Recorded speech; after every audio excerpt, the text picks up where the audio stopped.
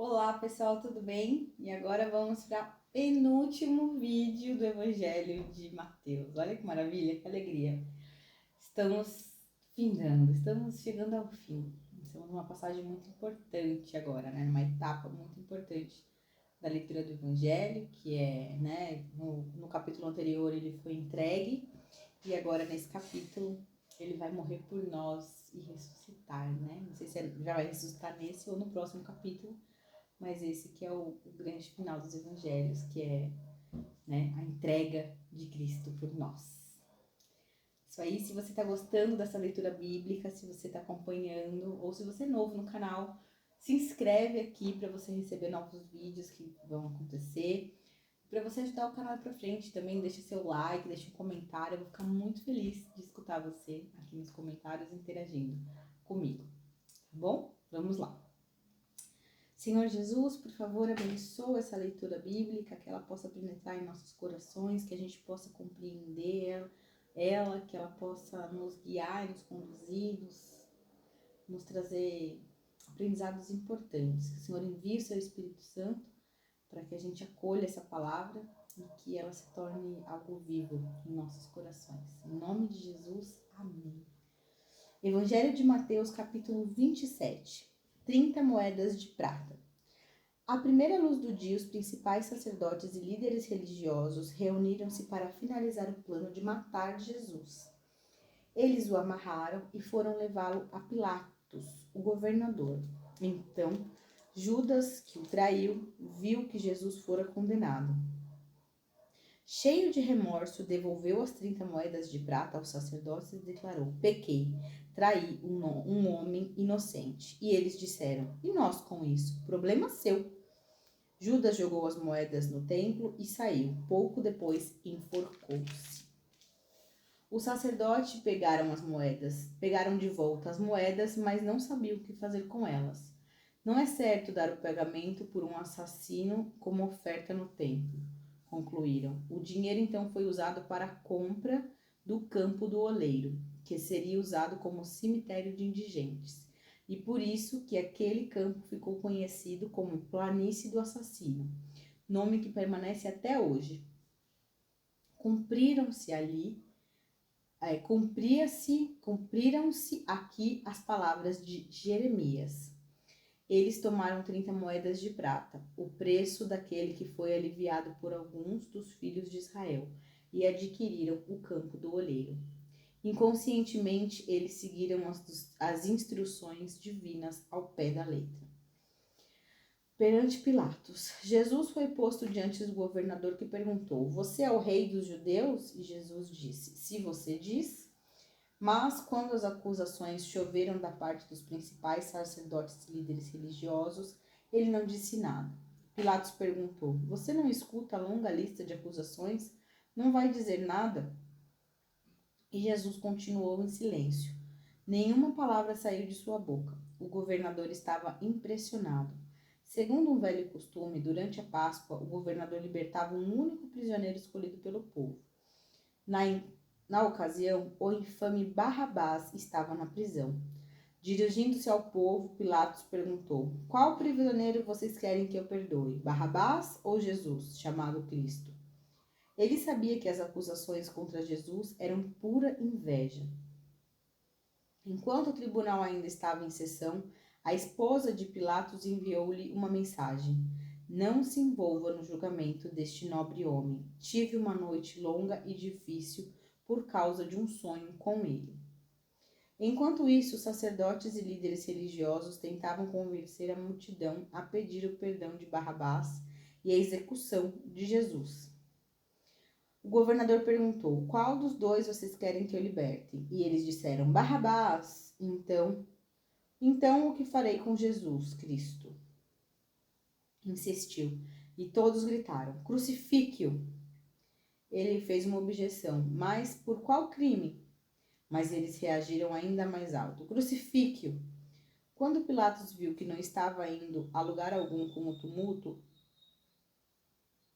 e que o tumulto era eminente, pegou uma bacia de água, lavou as mãos perante a multidão, declarando: lavo minhas mãos da responsabilidade pela morte desse homem. De agora em diante, a responsabilidade é de vocês. Vocês são o juiz e o júri. A multidão respondeu: assumimos a responsabilidade, nós e nossos filhos.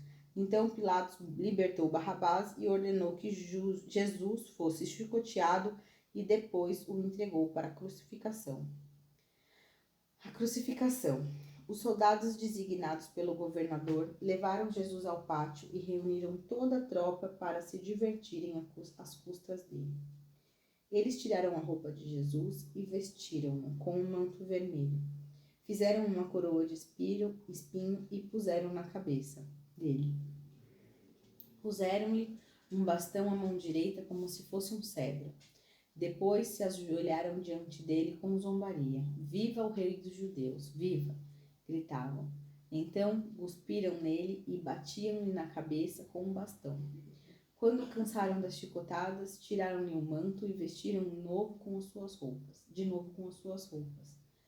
Em seguida, levaram-no para crucificá-lo. No caminho, vinha um homem de Cirene, chamado Simão. Eles o obrigaram a carregar a cruz. Chegando a um lugar chamado Gólgota, que significa Colina da Caveira, ofereceram a Jesus vinho misturado com fel, para aliviar a dor, mas, quando ele provou, recusou a beber. Assim que o pregaram na cruz, ficaram esperando sua morte. Passaram o tempo jogando dados e apostando as roupas do condenado. Acima da cabeça dele escreveram os termos da acusação. Este é Jesus, o Rei dos Judeus. Com ele crucificaram também 2 criminosos, um à direita e outro à esquerda. Os que passavam caçoavam, sacudindo a cabeça e ironizando. Você alegou que eu poderia destruir o templo e reconstruir em 3 dias. Mostre agora o seu poder. Salve-se, se você é mesmo o Filho de Deus. Desça dessa cruz. Os principais sacerdotes e os mestres da lei, os outros líderes religiosos estavam ali, misturados ao povo, divertindo-se e zombando de Jesus. Ele salvou os outros, mas não pode se salvar. Você é o rei de Israel, então desça da cruz, e todos nós acreditaremos em você. Ele estava tão confiante em Deus, bem que Deus resgate seu filho agora. Ele não alegava ser o filho de Deus? Até os 2 criminosos crucificados com ele participaram da zombaria. Então, do meio-dia às 3 da tarde, toda a terra ficou em escuridão. Cerca de 3 horas da tarde, Jesus gritou bem alto: Eli, Eli, lama sabachthani, que quer dizer: meu Deus, por que me abandonaste? Alguns dos que viram aquilo ouviram e disseram: ele está chamando Elias. Um deles correu, pegou uma esponja mergulhada em vinagre e ergueu-a numa haste e deu de beber a Jesus. Os outros brincaram: vamos ver se Elias vem salvá-lo. Depois de outro grito de dor, Jesus deu seu último suspiro. Naquele instante, a cortina do templo rasgou-se ao meio-dia. De alto a baixo, houve um terremoto e as pedras se despedaçaram.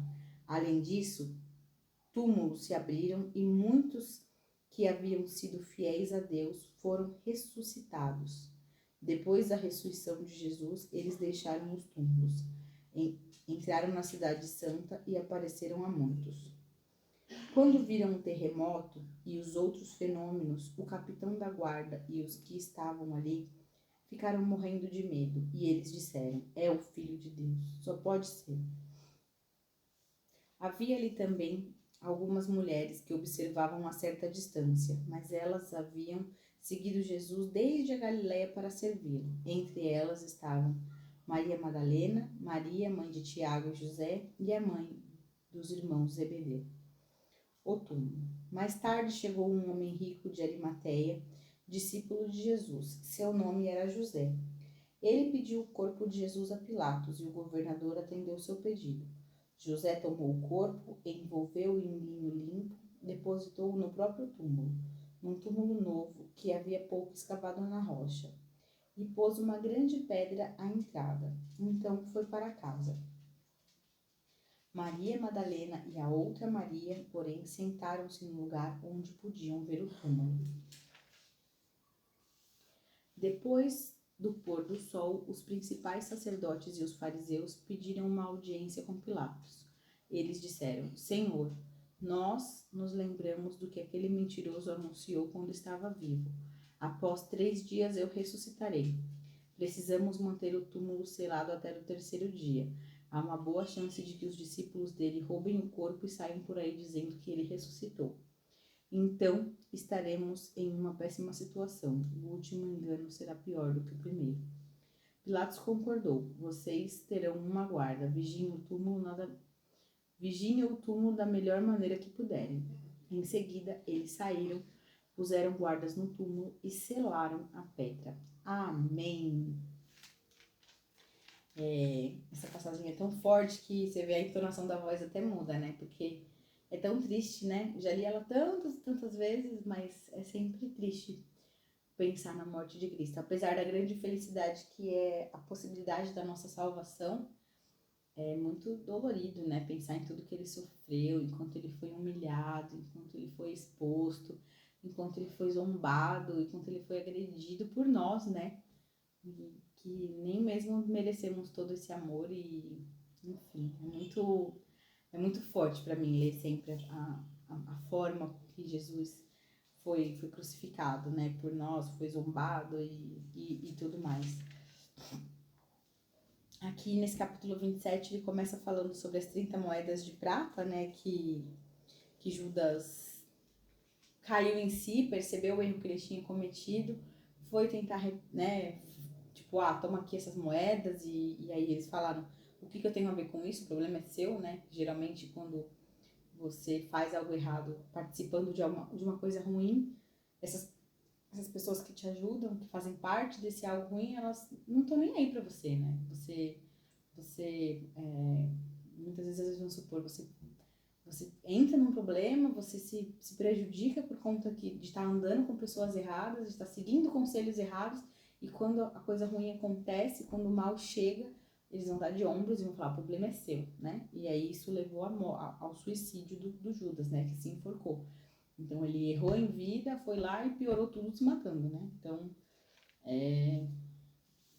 cuidado com quem você escuta, né? Nesse caso ele foi lá escutar as pessoas que estavam perseguindo Jesus, né? E se deu muito mal. Apesar de fazer parte do plano de Deus, né? E aí aqui ele tá falando, ele cita uma parte do profeta Jeremias, né? Que eles falam, aí ele fala assim, inconscientemente eles seguiram as instruções divinas ao pé da letra. Então, quando a gente começou a ler Mateus, não sei se vocês lembram que Mateus é o evangelho que mais fala sobre as profecias que haviam sobre Jesus. Então, aí fala assim, aqui se cumpriu tal coisa, né? Aconteceu isso que já foi predito lá no Antigo Testamento. Então, você vê lá em Jeremias, quanto tempo antes Jeremias viveu antes de Cristo? Ele deu uma profecia sobre como seria, né, o pagamento dessa traição. E eles se cumpriram. Até nos pequenos detalhes tudo se fez se cumprir na pessoa de Cristo, né? Aí a próxima etapa aqui ele vem perante a Pilatos, né? Pilatos, você vê, ele é o governador, ele poderia simplesmente decretar que quero que morra e pronto, final. Mas ele não quis se envolver nisso, né? Ele deixou pro povo. E o povo, que era por quem Jesus veio, foi o povo que se entregou.